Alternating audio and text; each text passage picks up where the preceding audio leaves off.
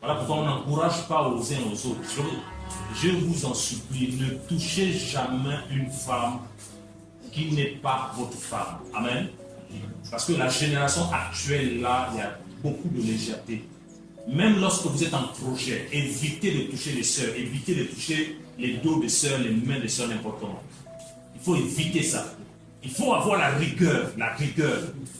On se met avec une sœur, c'est pour aller proprement dans le mariage. Amen. Voilà, afin que le nom du Seigneur soit glorifié. On ne rentre pas dans le mariage, dans le péché, dans les attouchements, les choses compliquées qui ne glorifient pas le nom du Seigneur. Et après, ça va être compliqué dans le foyer là-bas.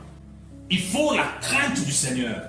Il faut te rassurer que non, que celle qui est en face de toi d'abord, c'est ta sœur. Amen. Voilà, tu dois tout faire pour qu'elle grandisse dans le Seigneur, en même temps aussi le frère. C'est la crainte du Seigneur. Voilà pourquoi on dit oui à un frère.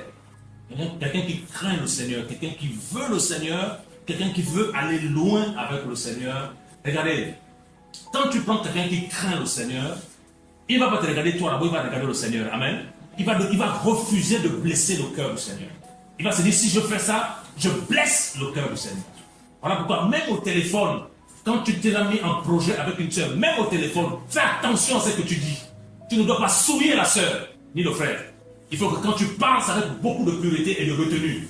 Parce que pour le moment, vous n'êtes pas encore mariés, votre amour est limité. Amen. Voilà. Il faut des restrictions.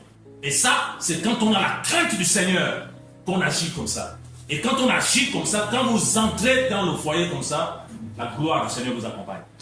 Le Seigneur vous assiste dans vos projets. Parce que son nom a été honoré. Amen.